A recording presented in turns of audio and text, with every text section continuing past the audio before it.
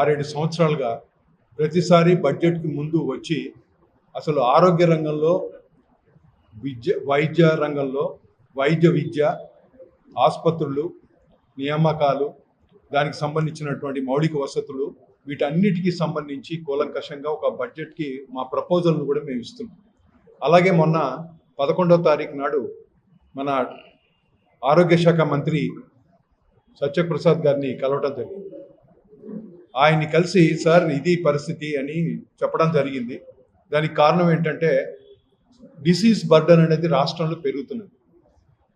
ఒకటి, మీరు చిన్నపిల్లల మరణాలు చూసుకున్నా కూడా మొత్తం దక్షిణ భారతదేశంలో ఆంధ్ర రాష్ట్రంలో 1000 మంది పుట్టుక కనుక జరిగితే ఒక సంవత్సరం కూడా వాళ్ళు ఉండి వాళ్ళ పుట్టినరోజు జరుపుకునేటువంటి వాళ్ళ సంఖ్య కనుక చూసుకుంటే 24 మంది చనిపోతున్నారు.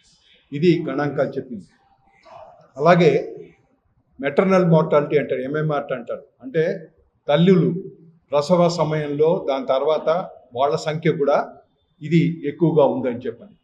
దీంతో పాటు ఒక రోగి ఏ వ్యవస్థ అయినా సరే, అది ప్రభుత్వ ఆసుపత్రి అయినా సరే, ప్రైవేటు వ్యవస్థ అయినా సరే, ఆసుపత్రి అయినప్పటికీ కూడా మందులకి, మిగతా డయాగ్నోస్టిక్ ఫెసిలిటీస్కి, వీటన్నిటికీ సంబంధించి తమ జోబులో ఖర్చు పెట్టుకున్నటువంటి డబ్బులు కూడా దాదాపుగా ఎక్కువగా ఉంది.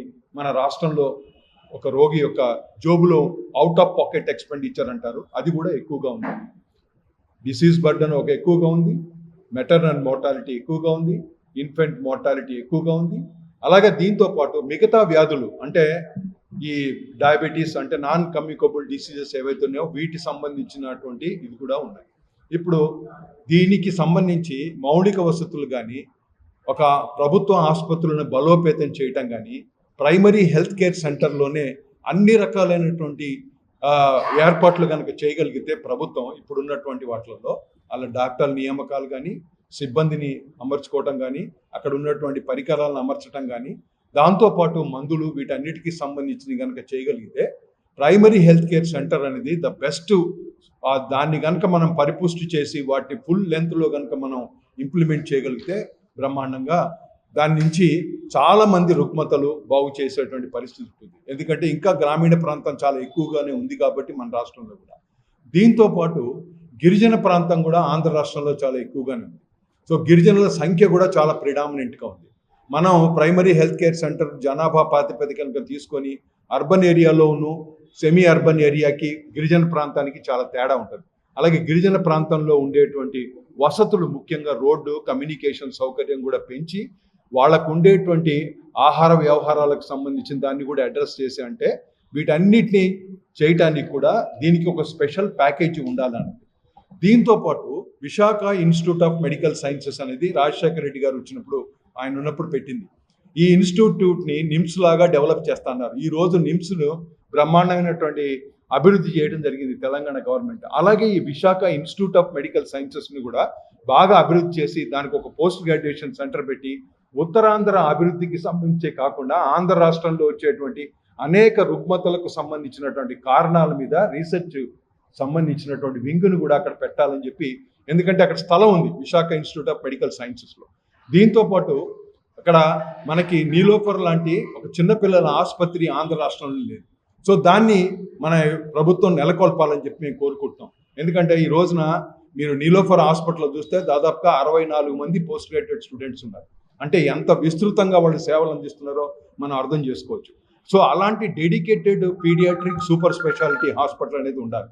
దాంతోపాటు రాష్ట్రం విడిపోయిన తర్వాత ఎంఎన్జే అయినటువంటి క్యాన్సర్ హాస్పిటల్ తెలంగాణలో ఉండిపోయింది, హైదరాబాద్లో.